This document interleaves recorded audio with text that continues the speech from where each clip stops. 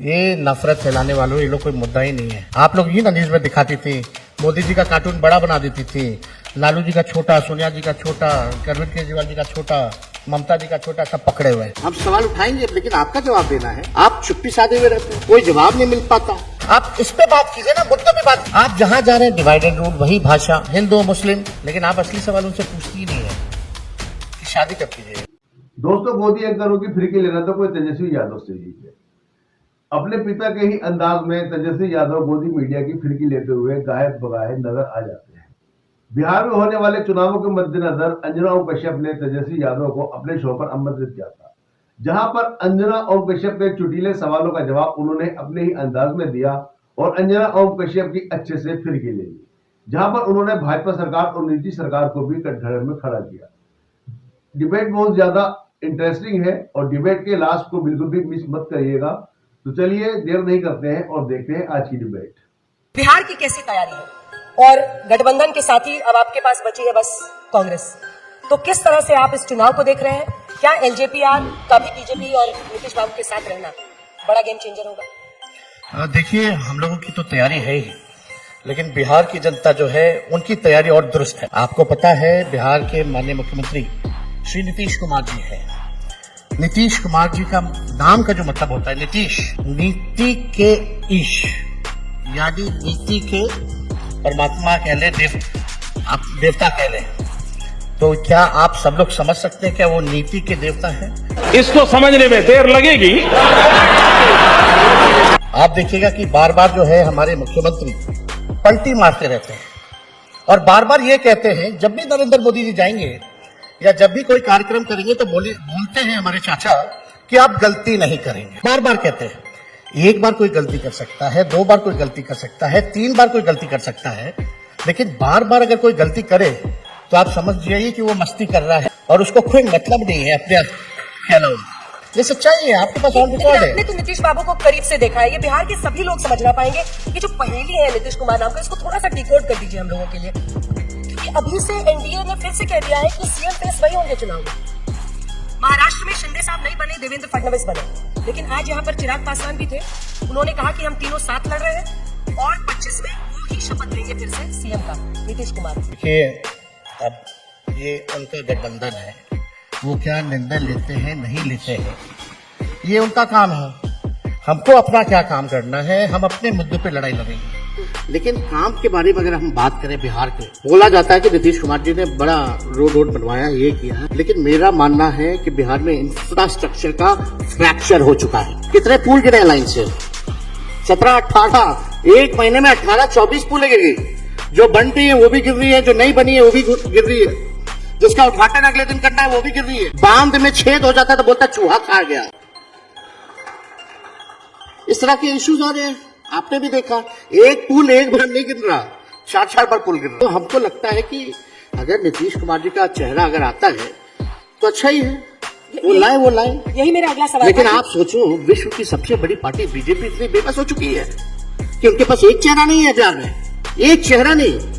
और बीजेपी बिहार में आज तक अपने बलबूते सरकार नहीं बना पाई। That's a failure of BJP. PM साहब कहते थे नीतीश कुमार जी के डीएनए को लेकर सवाल उठाते थे। अमित शाह कहते थे आप कभी नहीं लेंगे नीतीश बाबू, दरवाजा इज क्लोज। आज उसको लेना पड़ रहा है। आप क्रोनोलॉजी समझ लीजिए। तो आप बताओ कि बीजेपी के लोगों से ये पूछना चाहिए, और हम तो चाहेंगे कि कोई नेता आए तो जरूर इस बारे में जो है आप लोग जो है चर्चा करें। और हमारे चाचा तो आजकल किसी का भी पैर छू दे रहे, पहले थाली खींचते थे, अब पैर छू रहे। तो इस पे तो आपको सवाल पूछना ही नहीं। आपकी तेजस्वी जी एक छवि युवा बिहारी वाली भी है, तो युवाओं की आपने बात भी की, लेकिन आप नीतीश बाबू को बहुत करीब से समझते हैं। और मुझे तो आपका वो भाषण याद है जब वो पहली बार, मतलब इस बार जब वो अलग हुए, तो आपने कहा कि सब कुछ ठीक तो चल रहा था, हम लोग बात तो कर ही रहे थे आपस में क्या हुआ। लेकिन 2013 बीजेपी के साथ जाते हैं, 14 सीपीआई के साथ, 17 बीजेपी के साथ, उसके बीच 15 में वो आरजेडी आपके साथ, फिर 2022 में आरजेडी के साथ, 2017 में फिर बीजेपी के साथ, हाँ 15 के बाद 17 में बीजेपी के पास आए, फिर 22 में आपके पास, फिर 24। और अभी यही कह रहे कि अब जो है हम गलती नहीं करेंगे। झूठ बोलो, बार बार झूठ बोलो। उनका रिपोर्ट कार्ड डाल दिया हम पीछे। अब मुझे ये बताइए कि अमृत उनको पिलाता कौन है? कभी आप पिलाते हैं, कभी बीजेपी पिलाती है। देखिए, एक बात समझिए, सत्ता प्राप्ति हम लोगों का लक्ष्य नहीं है। जितना बड़ा हमारा एजेंडा, हम लोग देखिए विचारधारा को मानने वाले हैं, आइडियोलॉजिकल लोग हैं, और हम लोगों का एकमात्र लक्ष्य है कि बीजेपी को सत्ता से हम दूर कैसे रखें किसी भी प्रकार से। और देखिए, बीजेपी के साथ रहते रहते संगत का भी असर उन पर पड़ता है, हमारे साथ भी रहते उसका भी संगत का असर पड़ा, उनके साथ थे तो हिंदू मुसलमान की बातें होती थी।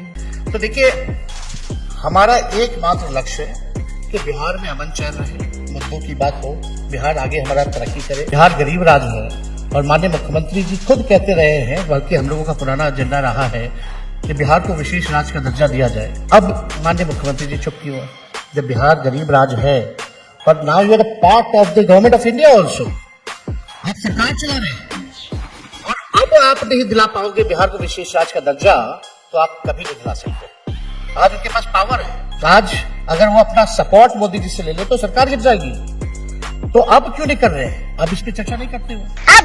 अब क्या चीज पे? आप तो बोलते ही नहीं है अंजलि जी, उनको अधिकारी बोलने ही नहीं देते हैं। पूरी तरीके से हाईजैक हो रखे हमारे चाचा जी। राहुल जी के लिए पहले लालू जी कह रहे थे कि इनको दूल्हा बनाइए, हम लोग सब बाराती चलेंगे। हाँ, तो बोला ही था, उस समय चाचा भी साथ बैठे हुए थे, वो भी बाराती में थे। अगला प्रश्न मैं ये पूछूंगी कि देखिए, अगर हम बिहार के सेटअप को देखें, आप अभी भी नीतीश कुमार जी को चाचा ही कह रहे हैं और आपसे उनको विशेष प्यार है। आप पर मेरे को सबसे प्यार, रोज तो हम प्यार करने वाले लोग हैं, नफरत वाले लोग नहीं। हम जोड़ने का काम करते हैं। दरवाजा खुला हुआ है क्या अभी भी? हम तो छोटे थे तब से चाचा कह रहे, तब तो हमको दरवाजा का पता ही नहीं था। विधानसभा के बाद ही पलटते हैं। पॉलिटिकली उनका ट्रैक रिकॉर्ड यही है कि वो विधानसभा के बाद ही। कल को मेरे को कहते थे कि अब इसी को आगे देखना है, अब आगे यही संभालेगा। हम चिराग पासवान जी को बोले मत फंसना, तो जाते होंगे मिलने तो यही बात कहते थे, आगे आप ही को देखना है। तो एक बार तो हम सुनते थे, फिर दोबारा ये आए, जब ये बोलने लगे हमको फिर से, तब उनको बोलते थे आप ही देखिए ना जब तक आप रहिएगा, हमको छोड़ दीजिए। तो चिराग पासवान जी को भी सलाह है, या उनके जो नए नए जो लोग आते हैं जिनको उनको चारा फेंकना होता है, यही बात वो कहते हैं। लेकिन चिराग पासवान मजबूती से साथ खड़े हैं और वो 6% वोट को लेकर चलते हैं। कई लोग ये मान रहे हैं कि इस बार क्या वो गेम चेंजर बनेंगे बिहार में, मतलब एक तरफा चुनाव हो सकता है। लेकिन उनकी भी महत्वाकांक्षाएं छिपी नहीं है। मेरा आखिरी प्रश्न उनसे था, तो उन्होंने कहा 2030 में मैं विधानसभा चुनाव लड़ूंगा।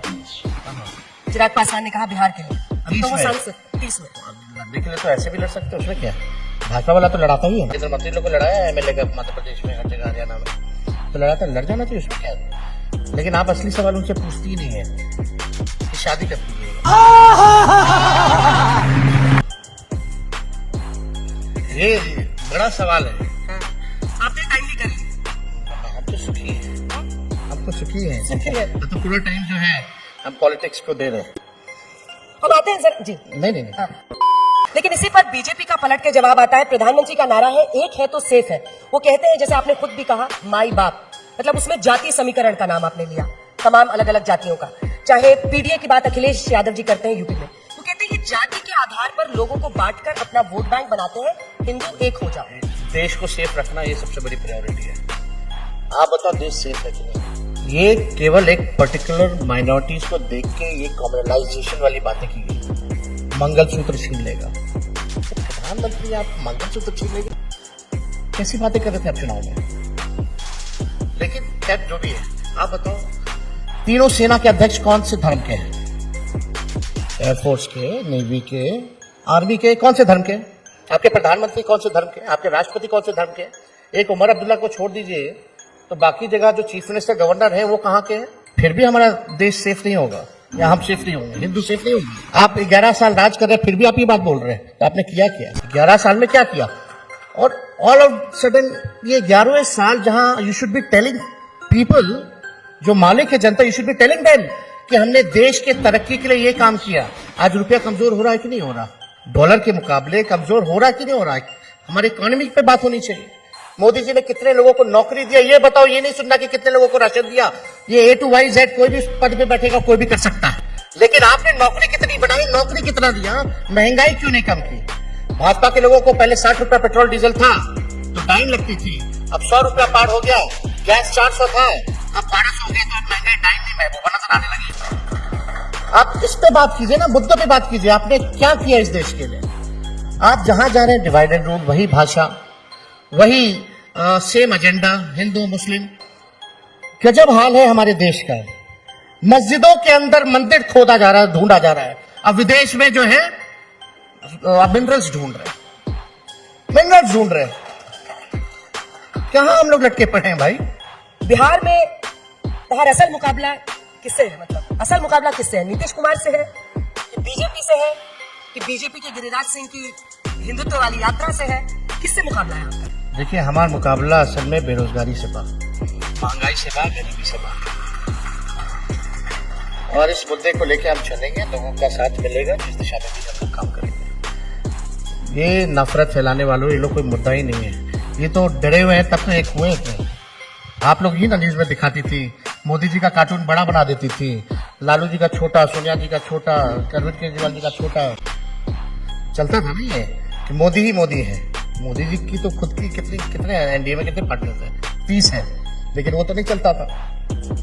30 पार्टनर उनके पास भी है।